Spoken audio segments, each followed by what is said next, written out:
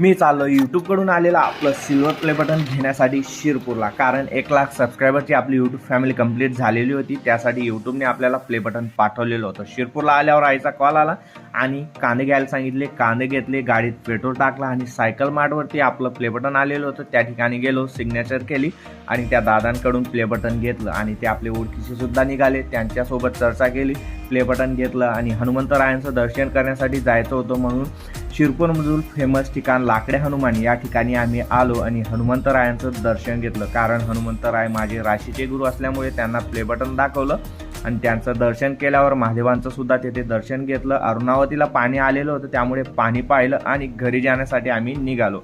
जेव्हा तिकडनं येत होतं तेव्हा गावाच्या नदीला पाणी नव्हतं आणि इकडनं जाताना पाणी होतं.